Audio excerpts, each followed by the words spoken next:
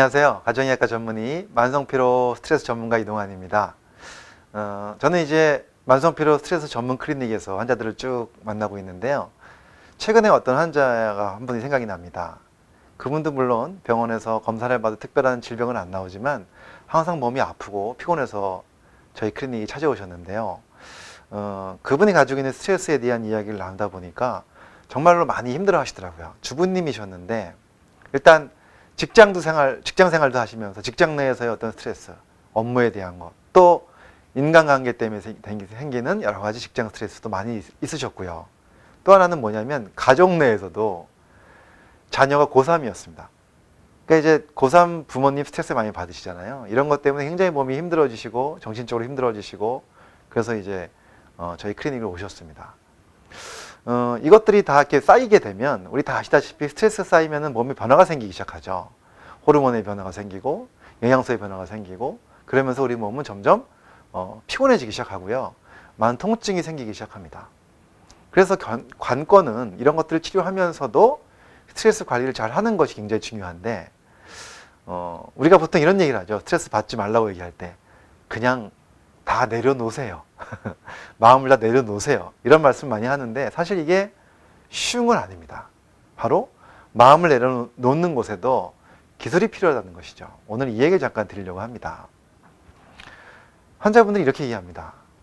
저라고 마음 내려놓지 않고 싶겠습니까?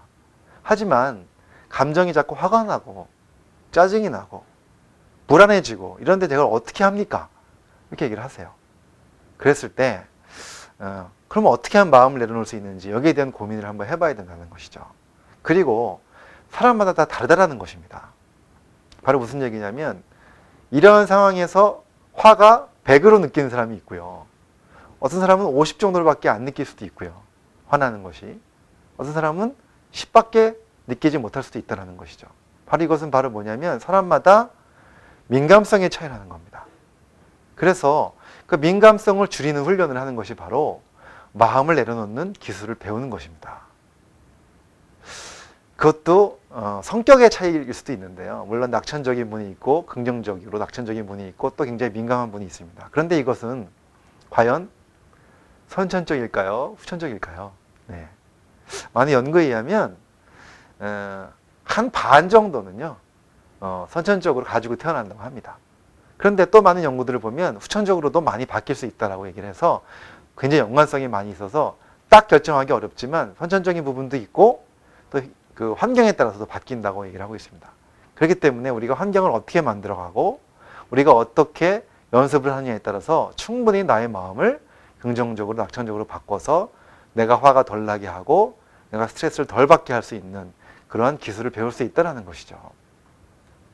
물론 쉽지는 않습니다. 하지만 배우면 할 수 있습니다. 대표적인 게 바로 뭐가 있냐면요. 몇 가지만 말씀을 드리면 일단 우리가 다 알고 있는 명상 아시죠? 명상. 예. 명상을 통해서도 우리는 충분하게 우리의 감정을 다스릴 수 있는 훈련을 할 수 있습니다.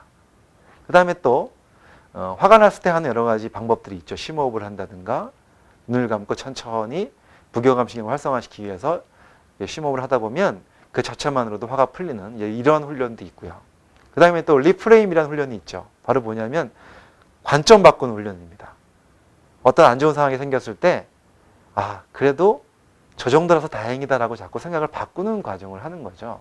이러한 방법들을 꾸준히 하다 보면 나도 모르게 조금씩 긍정적으로 바뀌어서 내 스트레스가 줄고 화가 줄고 짜증이 줄어든다는 것이죠. 이 영상을 보시는 많은 분들 저는 어땠을 것 같으십니까? 저는 태어날 때부터 아주 낙천적이고 긍정적이었을까요?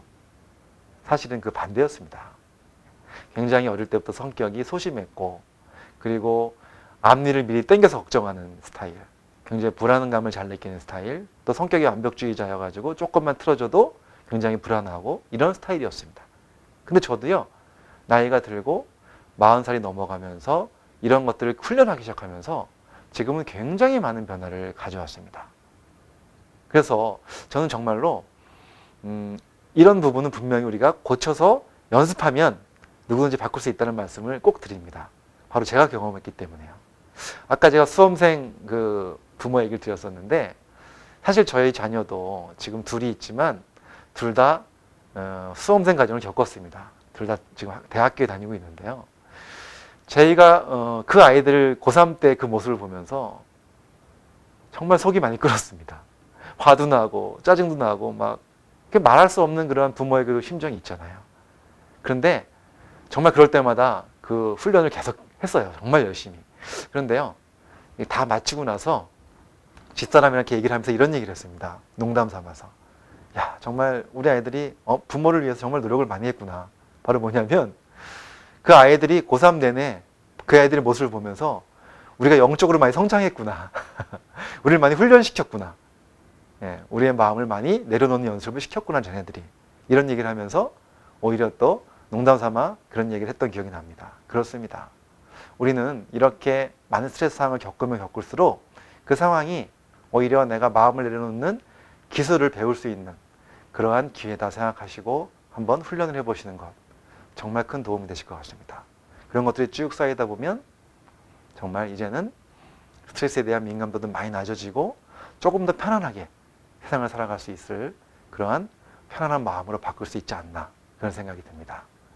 오늘 제가 사실 이 기술에 대한 자세한 얘기를 못 드렸기 때문에 제가 다음 편에 계속 연속해서 명상에 대한 이야기하고 그 다음에 리프레임에 대한 이야기를 좀 구체적으로 말씀을 드리도록 하겠습니다. 감사합니다.